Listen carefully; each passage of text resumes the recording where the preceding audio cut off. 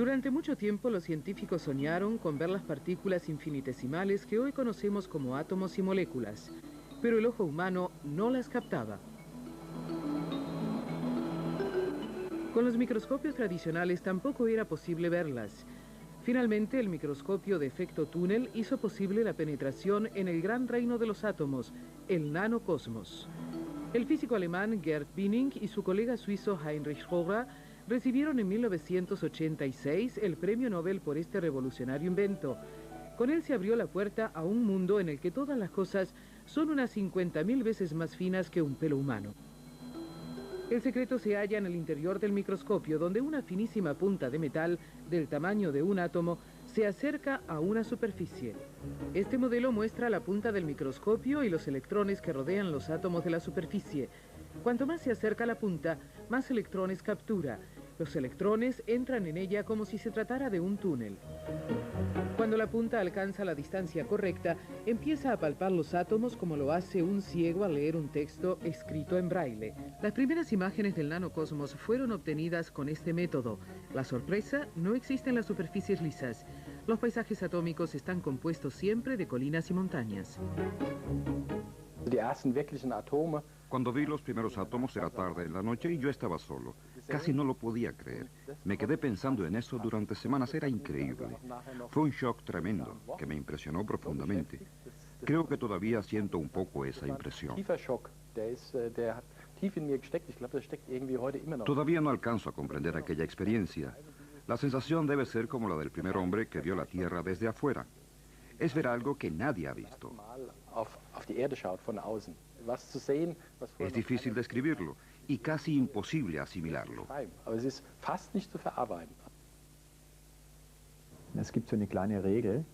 Existe una regla que dice: cuanto más pequeña sea la estructura, más compleja será la medición y más caro será el aparato, y más difícil será también obtener la información. Nos sentimos como Alicia en el País de las Maravillas.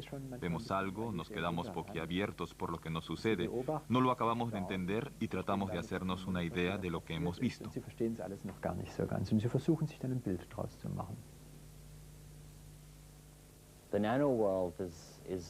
El nanocosmos es un mundo singular y bello. Es un mundo en el que todo puede ser absolutamente perfecto, en el que en lugar de granos o puntos, vemos bolitas dispuestas todas en un perfecto arreglo. Y cada una de estas bolitas es un átomo.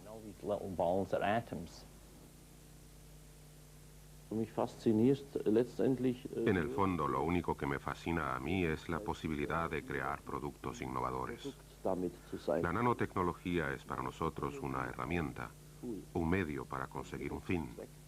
Esta herramienta nos permite desarrollar materiales con nuevas funciones y lanzarlas al mercado. Reconozco sinceramente que no me emociono mucho al ver las nanopartículas, aunque sí hay fotos muy bonitas de ellas. El paso entre la observación de los átomos y su manipulación lo dio hace algunos años el catedrático muniqués Wolfgang Haeckel al rasguñar accidentalmente una muestra de cromosomas con la punta del microscopio. En este momento, Haeckel se dio cuenta de que además de observar las moléculas, también era posible desplazarlas. A partir de esta experiencia, la punta del microscopio se convirtió en una verdadera herramienta. El accidente de entonces lo repiten ahora los científicos de forma sistemática. La manipulación genética tan común en nuestros días no hubiera sido posible sin esta nueva herramienta. Los científicos de la Universidad de Münster lograron con un método propio grabar estructuras infinitesimales sobre una película ultrafina. La punta de un microscopio de campo cercano es una herramienta de alta precisión que graba, molécula por molécula, la estructura deseada en el nanocosmos.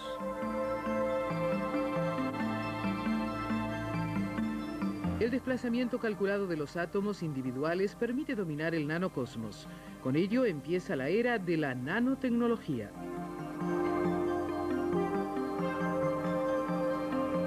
Los científicos ahora pueden trazar líneas ultrafinas e incluso reproducir cuadros enteros. Uno de los mayores logros hasta la fecha ha sido la reproducción de la paloma de Picasso en nanoformato. La mayor sorpresa de la nanotecnología fue el descubrimiento de que es posible manipular cada átomo por separado. Este fue un gran desafío desde el punto de vista experimental. Imaginárselo es fácil, pero ponerlo en práctica es otra cosa. Uno de los grandes desafíos en el pasado era demostrar que esto se podía hacer. Habiéndolo demostrado, tenemos la posibilidad de armar estructuras más complejas, tal como se lo imagina un físico, átomo por átomo y molécula por molécula. Con el microscopio de barrido de efecto túnel, los físicos pueden desplazar los átomos uno por uno hasta obtener el arreglo deseado. En el futuro, la manipulación superficial permitirá fabricar materiales con una infinidad de propiedades nuevas.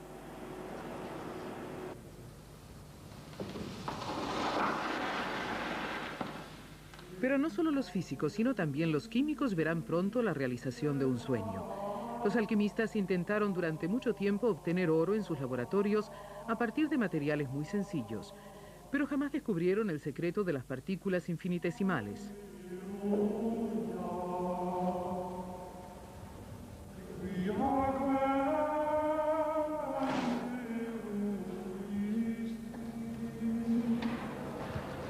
Los químicos de hoy, en cambio, pueden construir moléculas específicas en el computador, después de calcular las propiedades exactas que ha de tener el nuevo material.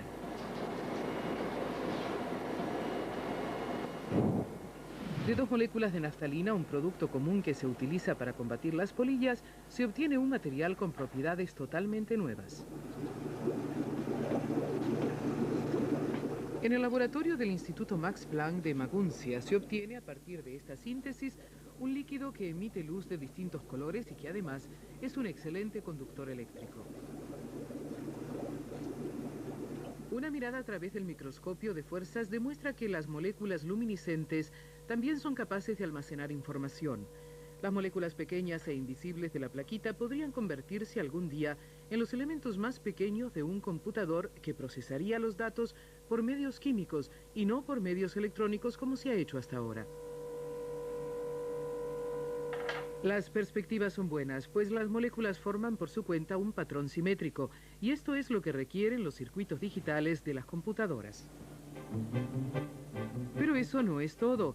Si se cumplen las previsiones del visionario estadounidense Erich Drexler, actual oráculo de la nanotecnia, las futuras generaciones de nanomáquinas y nanorobots revolucionarán el mundo entero. Según Drexler, los aviones y las naves espaciales podrían desarrollarse por su cuenta algún día a partir de unas pocas moléculas, como ocurrió con la oveja clonada Dolly en el ámbito de la biotecnología.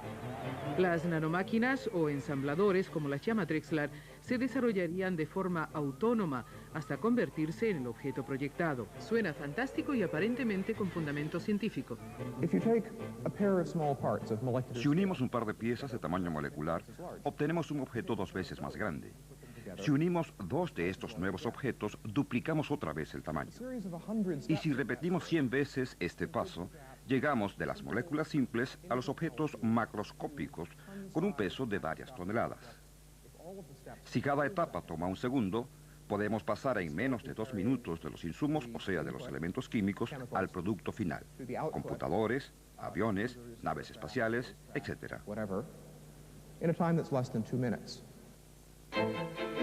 Según Drexler, este proceso podría desarrollarse en cualquier hogar.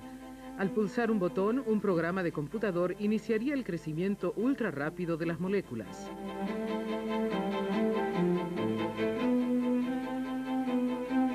En pocos segundos se formarían todos los objetos de uso diario, pudiéndose seleccionar su forma y colores.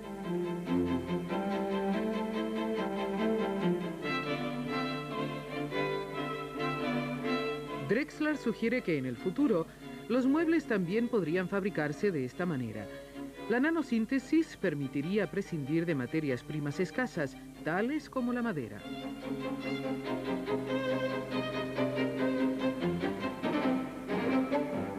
Según su teoría, los objetos se reproducirían en un abrir y cerrar de ojos.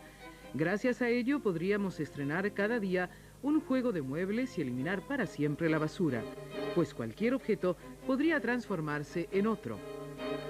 El mundo científico no está convencido de que así será el futuro.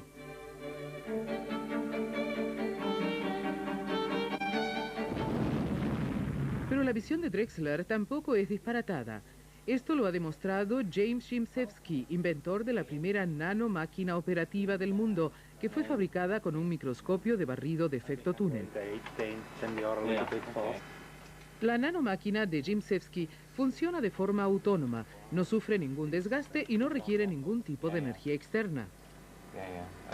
Un anillo de átomos de carbono rodea una molécula en rotación y la mantiene en movimiento perpetuo.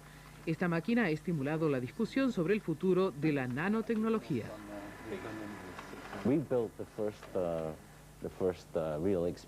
Nosotros hemos construido el primer ejemplar experimental de una máquina de este tipo.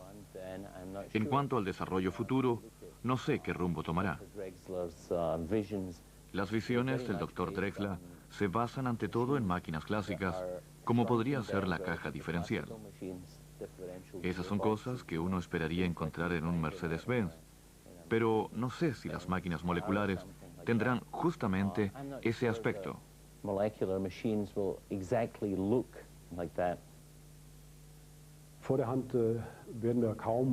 Por lo pronto no habrá nanomáquinas o nanoensambladores que puedan armar automóviles o aviones completos. El único campo donde funciona ese principio es naturalmente la biología, pero se trata de mecanismos muy complejos que apenas empezamos a entender. Estoy seguro de que la imitación técnica se hará esperar todavía.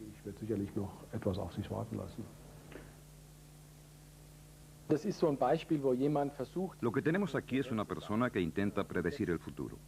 A mí eso no me parece válido. El futuro se hace, no se prevé. Eso lo ha dicho mi amigo y colega Heinrich Rohrer, y creo que él tiene la razón. El futuro no se puede prever. El futuro hay que hacerlo. Aquello de plantearse todo lo que puede ocurrir es algo que le corresponde a la ciencia ficción, y la mayoría de sus previsiones incluso son correctas.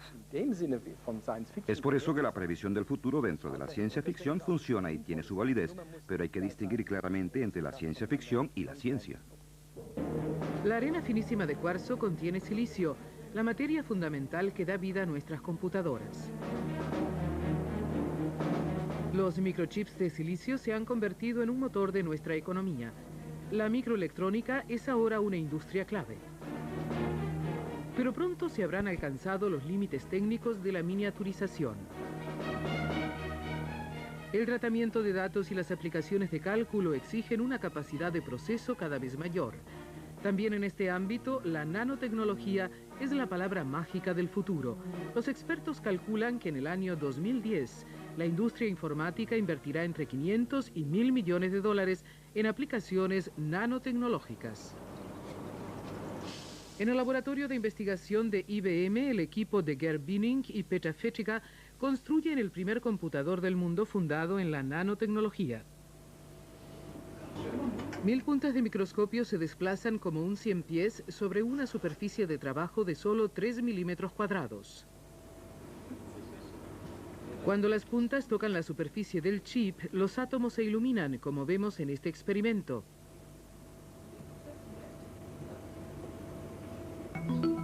Cada una de las 1000 puntas amortiguadas puede grabar mecánicamente una información sobre la superficie. Siguiendo las reglas informáticas, cada elevación representa un dato y tiene un valor de 1. Cada depresión indica que no hay datos y recibe un valor de 0. Además de grabar diferencias de altura, la punta del microscopio puede también palpar la superficie para captar informaciones, tal como lo hace la aguja de un tocadiscos. De esta manera se ha obtenido la unidad de memoria más pequeña posible, correspondiente exactamente a un átomo.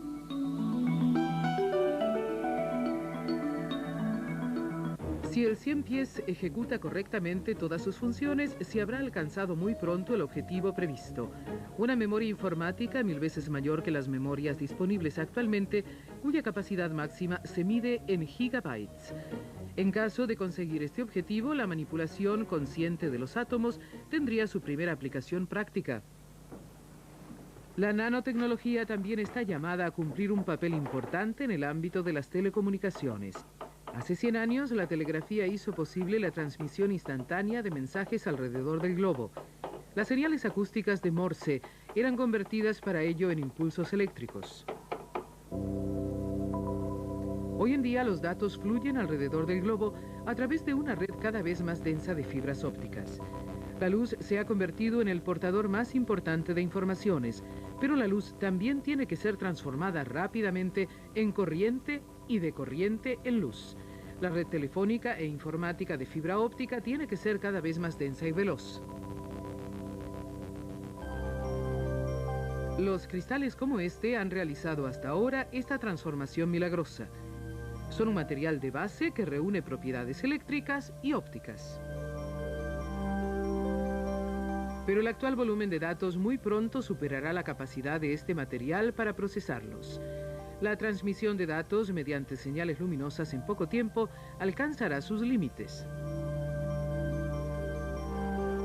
Los nanotécnicos podrían ayudar a solucionar este problema. El equipo de investigación del catedrático Dieter Wimberg de la Universidad Técnica de Berlín ha descubierto un principio revolucionario al combinar dos sustancias que, según las leyes de la física, tendrían que ser incompatibles. Este tubo contiene una de ellas en estado gaseoso. Wimberg hizo su descubrimiento revolucionario al calentar a 1000 grados centígrados la cámara entera con las dos sustancias.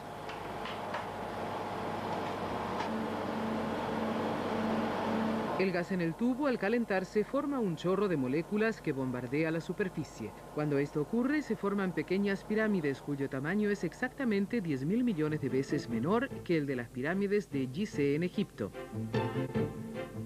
En un instante se crean miles de millones de estas pirámides. Al excitarlas con una corriente eléctrica, encierran primero los electrones y luego los entregan otra vez en forma de luz.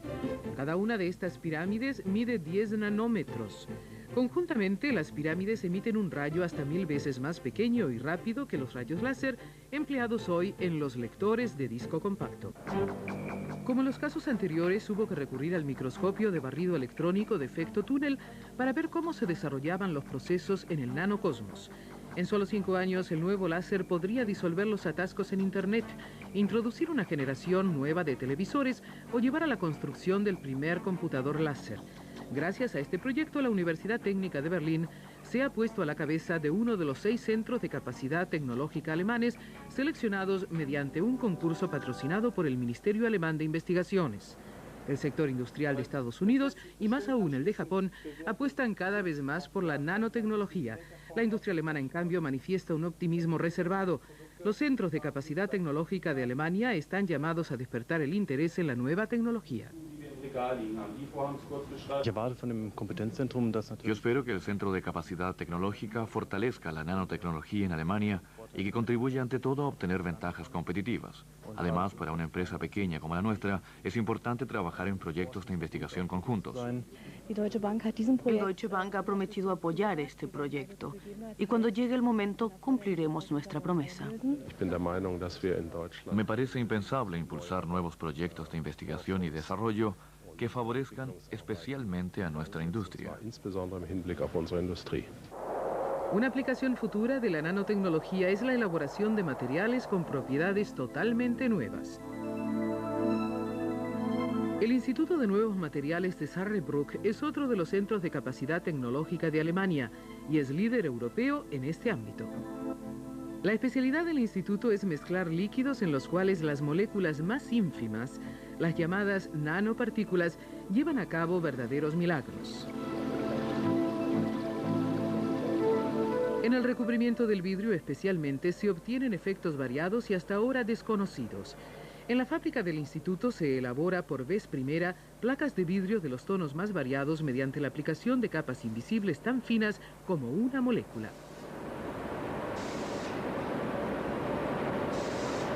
El control de calidad del vidrio después del secado demuestra que la disposición autónoma de las nanopartículas provee de un tinte uniforme sin necesidad de utilizar colorantes. Pero eso no es todo. Los nanolíquidos también confieren al vidrio otras propiedades. Este vidrio, por ejemplo, es muy resistente al rayado. Ni siquiera la lana de acero puede raspar la parte tratada del vidrio en el lado derecho de la imagen. Otra prueba demuestra la resistencia térmica de una nanocapa transparente que separa dos placas de vidrio. Al aplicar fuego se produce una espuma termoaislante. La placa protegida demora bastante en calentarse, pero por mucho que se caliente, no se rompe por acción del calor, permanece intacta. Un recubrimiento ultrafino protege además contra la suciedad. El aceite viscoso para máquinas no se adhiere a la parte recubierta de la puerta. El sector médico también se beneficiará muy pronto de los experimentos de los investigadores. Las nanopartículas utilizadas en el estudio de materiales ayudarán a los médicos en el tratamiento no agresivo del cáncer. Uno de los procedimientos tradicionales que mejorará significativamente gracias a la nanotecnología es la hipertermia, que consiste en calentar el cuerpo entero del paciente a la temperatura insalubre de 42 grados centígrados. A finales de 1999, en la clínica Virchow de Berlín, se calentará por vez primera de forma aislada un foco de cáncer. El nanolíquido se introducirá en la célula cancerosa tal como se ilustra en este modelo. El paciente es sometido a un campo electromagnético alternante. Únicamente las nanopartículas reaccionan a las ondas magnéticas, se calientan y al hacerlo destruyen el tejido del tumor. En el futuro se utilizarán partículas inteligentes que identificarán por su cuenta las células cancerosas y las destruirán sin dañar nada más. Al menos en principio podría cumplirse pronto la visión de los autores de ciencia ficción de viajar por el interior del cuerpo humano. Está claro que la nanotecnología no funcionará como se ve en esta película, porque no podemos reducir el tamaño de los seres humanos. A lo sumo podremos reducir los aparatos que se introducen en el cuerpo humano y estos realizarán trabajos que actualmente solo se pueden llevar a cabo desde fuera. Está claro que en el futuro los procesos serán manejados desde afuera y no por argonautas.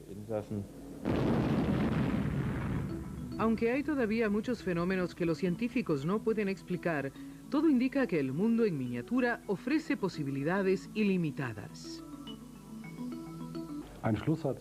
Una declaración final sobre la nanotecnología tendría que ser una mega declaración. Pero como nuestro tema es la nanotecnología, necesitamos una declaración muy breve. La nanotecnología aportará estímulos totalmente nuevos a muchos ámbitos de la ciencia y de la tecnología, y estos serán un motivo de satisfacción para todos. Para mí, la nanotecnología es el camino de la naturaleza. Nosotros también andaremos por este camino, pero nuestra forma de andar será muy distinta a la de la naturaleza, y de nuestras andanzas saldrán cosas con las que hoy solo podemos soñar. Podríamos citar aquí al escritor alemán Gotthold Ephraim Lessing, quien dijo una vez, lo pequeño es bello.